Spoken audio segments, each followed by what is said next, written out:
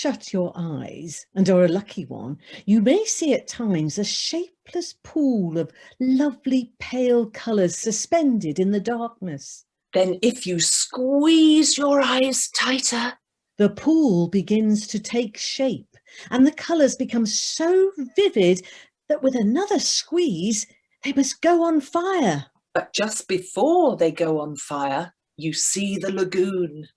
This is the nearest you ever get to it on the mainland. Just one heavenly moment. If there could be two moments, you might see the surf and hear the mermaids singing. The children often spent long summer days on this lagoon, swimming or floating most of the time, playing the mermaid games in the water and so forth. You must not think that that the mermaids were on friendly terms with them. On the contrary, it was among Wendy's lasting regrets that all the time she was on the island, she never had a civil word from one of them. They treated all the boys in the same way. Except, of course, Peter, who chatted with them on Marooner's Rock by the hour. And sat on their tails when they got cheeky. The most haunting time at which to see them is at the turn of the moon, when they utter strange wailing cries. But the lagoon is dangerous for mortals then.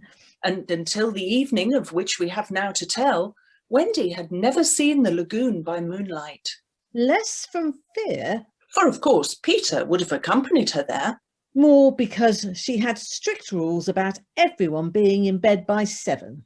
She was often at the lagoon, however, on sunny days after rain, when the mermaids came up in extraordinary numbers to play with their bubbles. But the moment the children tried to join in, they had to play by themselves. But the mermaids immediately disappeared. It was one such day, and they were all on Marooner's Rock. The rock was not much larger than their great bed. But of course, they all knew how not to take up much room. And they were dozing, or at least lying with their eyes shut, and pinching occasionally when they thought Wendy was not looking. She was very busy stitching. While she stitched, a sudden change came to the lagoon. Little shivers ran over it, and the sun went away, and shadows stole across the water, turning it cold. Wendy could no longer see to thread her needle, and when she looked up, the lagoon, that had always hitherto been such a laughing place, seemed formidable and unfriendly. It was not, she knew, that night had come, but something as dark as night had come. No, worse than that. What was it? Pirates! A strange smile was playing about his face, and Wendy saw it and shuddered. Dive! There was a gleam of legs, and instantly the lagoon seemed deserted. Marooner's Rock stood alone in the forbidding waters, as if it were itself marooned. The boat drew nearer. It was the pirate dinghy with 3 figures in her, Smee and Starkey, and the third, a captive. No other than Tiger Lily. Her hands and ankles were tied, and she knew what was to be her fate. She was to be left on the rock to perish. They had caught her boarding the pirate ship with a knife in her mouth. No watch was kept on the ship, it being Hook's boast that the wind of his name guarded the ship for a mile around. In the gloom that they brought with them, the 2 pirates did not see the rock. Till they crashed into it. Oh, look, you lubber! Oh, now here's the rock. Now then, what we have to do is hoist Tiger Lily onto it and leave her here to drown. It was the work of one brutal moment to land the beautiful girl on the rock. She was too proud to offer a vain resistance. Quite near the rock, Without a sight, 2 heads were bobbing up and down. Peter's and Wendy's. Wendy was crying. For it was the first tragedy she had seen. Peter had seen many tragedies. But he had forgotten them all. There was almost nothing Peter could not do. And now he imitated the voice of Hook. Ahoy there, you lubbers! It was a marvellous imitation. The captain. He must be swimming out to us. We are putting Tiger Lily on the rock. Set her free! Free? Yes! Cut her bonds and let her go! But, Captain! At once! Do you hear? Or I'll plunge my hook in you. Now, this is queer. Oh, better do what the captain orders. Aye, aye. And with that, he cut Tiger Lily's cords. At once, like an eel, she slid between Starkey's legs into the water. Of course, Wendy was very elated over Peter's cleverness. But she knew that he would be elated also, and very likely crow, and thus betray himself. So at once her hand went out to cover his mouth. But it was stayed, even in the act, for Boat ahoy! rang over the lagoon in Hook's voice, and this time it was not Peter who had spoken. Peter may have been about to crow. But his face puckered in a whistle of surprise instead. Boat ahoy! Now Wendy understood. The real Hook was also in the water. He was swimming to the boat, and as his men showed a light to guide him, he had soon reached them. In the light of the lantern, Wendy saw his hook grip the boat's side. She saw his evil face as he rose dripping from the water, and quaking, she would have liked to swim away, but Peter would not budge, He was tingling with life. and also top heavy with conceit. Am I not a wonder? Oh, I am a wonder. He signed to her to listen. The two pirates were very curious to know what had brought their captain to them, but he sat with his head on his hook in a position of profound melancholy. Captain, is all well? He answered with a hollow moan. He sighs, and yet a third time he sighs. Then at last he spoke passionately. The game's up. Those boys have found a mother. Affrighted though she was, Wendy swelled with pride. Oh, evil day. What's a mother? He doesn't know. always after this, she felt that if you could have a pet pirate, Smee would be her one. Peter pulled her beneath the water. What was that? I heard nothing. Captain, could we not kidnap these boys' mother and make her our mother? It is a princely scheme. We will seize the children and carry them to the boat. The boys we will make walk the plank, and Wendy shall be our mother. Again, Wendy forgot herself. Never! What was that? But they could see nothing. They thought it must have been a leaf in the wind. Do you agree, my bullies? Here is my hand on it. And mine. And there is my hook. Swear. They all swore. By this time, they were on the rock. And suddenly Hook remembered Tiger Lily. Where is Tiger Lily? He had a playful humour at moments. And they thought this was one of the moments. That's all right, Captain. We let her go. Let her go. Well, it was your own orders. You called over the water to us to let her go.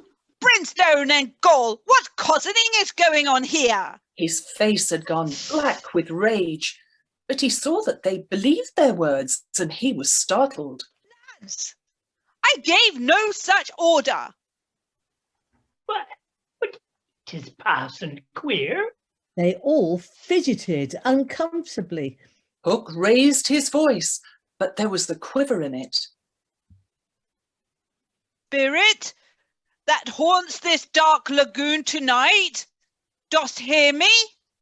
Of course, Peter should have kept quiet. But of course he did not. He immediately answered in Hook's voice. Odds bobs, hammer and tongs, I hear you. In that supreme moment, Hook did not blanch, even at the gills. But Smee and Starkey clung to each other in terror. Who are you, stranger? Speak. I am James Hook, captain of the Jolly Roger. You are not. Brimstone and Gull, say that again, and I'll cast anchor in you. Hook tried a more ingratiating manner. If you are Hook, come tell me, who am I? A codfish, only a codfish. Hook, have you another voice? Now Peter could never resist again, and he answered blithely in his own voice. I have. And another name? Aye. Vegetable? Nope. Mineral? Nope. Animal? Yes. Man? No. Boy? Yes. Ordinary boy? No. Wonderful boy? To Wendy's pain, the answer that rang out this time was Yes. Hook was completely puzzled. You can ask him some questions.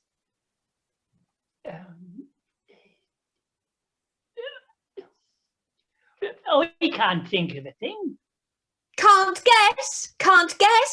Do you give it up? Of course, in his pride, he was carrying the game too far, and the miscreants saw their chance. Yes, yes.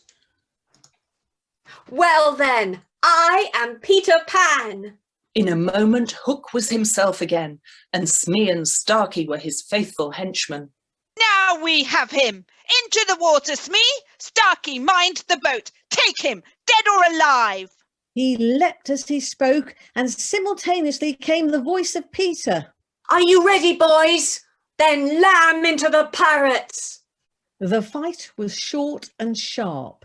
First to draw blood was John, who gallantly climbed into the boat and held Starkey. There was a fierce struggle in which the cutlass was torn from the pirate's grasp. He wriggled overboard, and John leapt after him. Here and there a head bobbed up in the water, and there was a flash of steel, followed by a cry or a whoop. In the confusion, some struck at their own side. The corkscrew of Smee got Tootles in the fourth rib, but he was himself nicked in turn by Curly. Where, all this time, was Peter? He was seeking bigger game. The others were all brave boys, and they must not be blamed for backing from the pirate captain. But there was one who did not fear him. Hook rose to the rock to breathe. And at the same moment, Peter scaled it on the opposite side. Neither knew that the other was coming. Each feeling for a grip met the other's arm. In surprise, they raised their hands. Their faces were almost touching. So they met. Quick as a thought, Peter snatched a knife from Hook's belt, and was about to drive it home when he saw that he was higher up the rock than his foe. It would not have been fair fighting. He gave the pirate a hand to help him up. It was then that Hook bit him. Not the pain of this, but its unfairness was what dazed Peter. It made him quite helpless. He could only stare, horrified. Twice the iron hand clawed him. A few moments afterwards, the other boys saw Hook in the water striking wildly for the ship. No elation on the pestilent face now. Only white fear. For the crocodile was in dogged pursuit of him. With a last effort, Peter pulled himself up onto the rock where Wendy lay and then lay down beside her. He saw that the water was rising, He knew that they would soon be drowned. but he could do no more. We are on the rock, Wendy, but it is growing smaller. Soon the water will be over it. We must go. Yes. Shall we swim or fly, Peter? Do you think you could swim or fly as far as the island, Wendy, without my help? She had to admit that she was too tired. He moaned. What is it? I can't help you, Wendy. Hook wounded me. I can neither fly nor swim. Do you mean we shall both be drowned? Look how the water is rising. They put their hands over their eyes to shut out the sight. They thought they would soon be no more. As they sat thus, something brushed against Peter, as light as a kiss, and stayed there. It was the tail of a kite, which Michael had made some days before. It had torn itself out of his hand and floated away. Michael's kite. It lifted Michael off the ground. Why should it not carry you? Both of us? Oh, it can't lift two. Michael and Curly tried. Let's draw lots. And you a lady? Never. Already he had tied the tail round her. She clung to him, She refused to go without him. but with a... Goodbye, Wendy. He pushed her from the rock. And in a few minutes she was borne out of his sight. Peter was alone on the lagoon. The rock was very small now. Soon it would be submerged.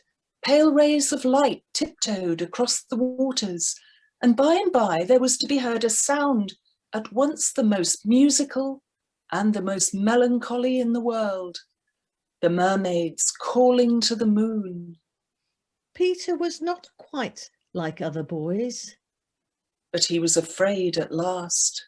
A tremor ran through him like a shudder passing over the sea. Next moment, he was standing on the rock again, with that smile on his face and a drum beating within him. To die will be an awfully big adventure.